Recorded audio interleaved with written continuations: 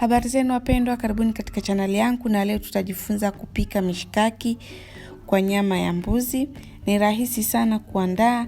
Naomba sana msisahau kusubscribe katika channel hii na kugusa kengele ya notification ili kuweza kupata video mpya ninapoposti.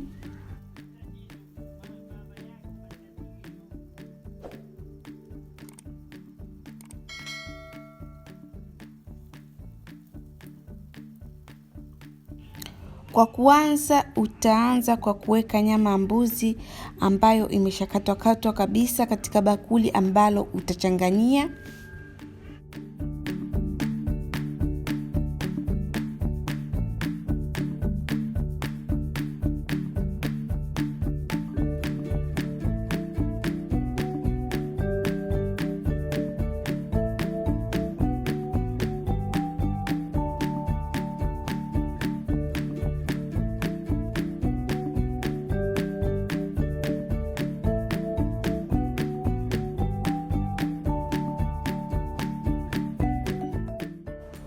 Baada hapo utaweka chumvi kiasi pamoja na mchanganyiko wa kitunguu saumu na tangawizi.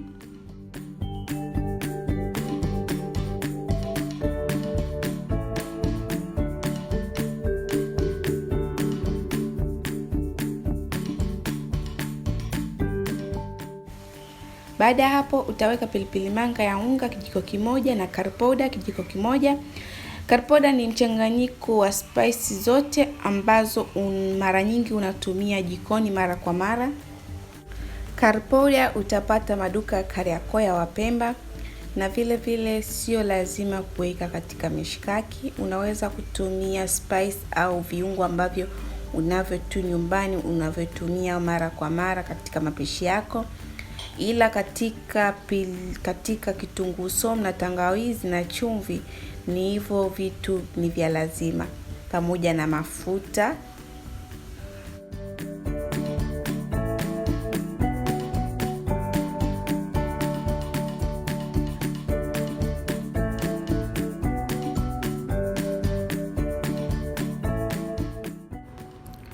Baada ya kuchanganya vizuri, utaweka mafuta kiasi vijiko 4 mpaka 5 kutokana na wingi wa nyama. Na mafuta yanasaidia kulainisha nyama isishikane ikakakamaa. Peleleza, kuna baadhi ambao wakipika mishikaki hawaeki mafuta, nyama inashikana, yani inakuwa ngumu. Ikishawiva ukiiweka pembeni inakuwa ngumu, tofauti na ukiweka mafuta wakati wa kuchanganya viungo.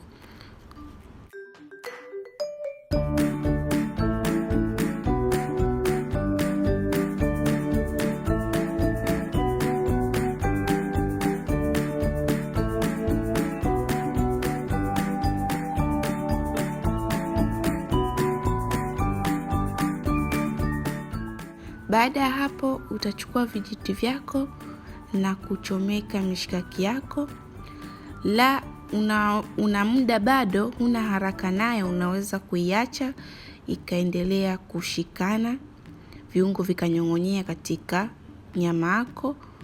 Ila kwangu mimi sikuweza kuiacha kwa sababu kwanza nyama haikuwa ngumu, na vile vile sikuwa na muda wa kuiacha. So nyama yangu nilipika, yani mishikaki yangu nilifanyia haraka nikaipika.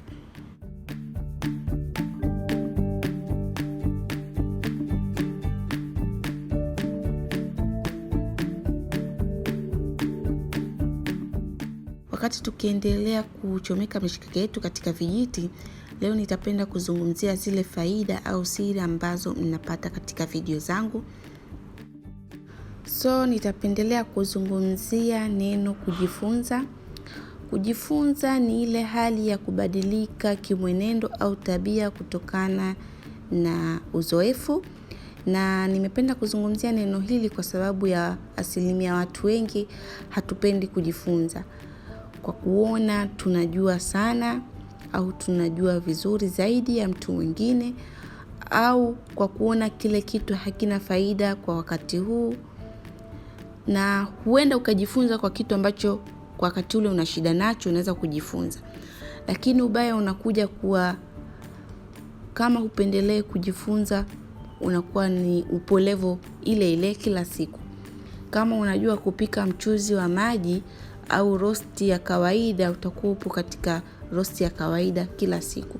Lakini ukijifunza kwa mtu mwingine na mtu mwingine na mtu mwingine, kuna maarifa ambayo ni madogo utayapata. Lakini hayo maarifa huwezi kuyapata iwapo kama akili yako hujaiweka kuwa nataka kujifunza. Lazima uiandae akili yako kuwa nataka kujifunza. Liwe jambo ni baya au ni zuri. Kwa sababu unaweza ukajifunza kitu katika upishi, mtu anakitia au anakiweka, wewe hukiweki. Kumbe ukiweka ndio kitakuwa ni kizuri zaidi. Lakini ukajifunza kwa mtu mwingine, yeye haweki, wewe unaweka. Kumbe uweka kwako, kumbe chakula ndio maana kinakuwa kibaya. So pendeleeni kujifunza ili kuweza kuwa na maarifa makubwa na upeo mkubwa.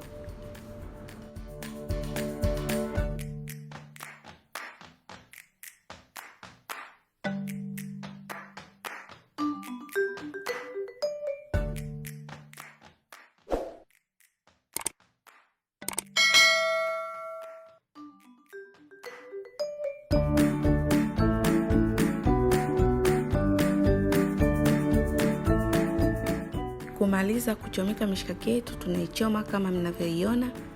Nimeweka katika hiyo chaga ambayo inasaidia kugeuza mishikaki au nyama au kuku au samaki kwa haraka bila kupata tabu. Yani kuna urahisi fulani. Na si kitu cha lazima, unaweza kuchoma tu kawaida. Ila kwa biashara, unafanya biashara ya mishikaki au kitu kingine, ni vizuri ukawa nacho kwa sababu inarahisisha kugeuza kwa haraka mishikaki na nyama na kila kitu ambacho unapika.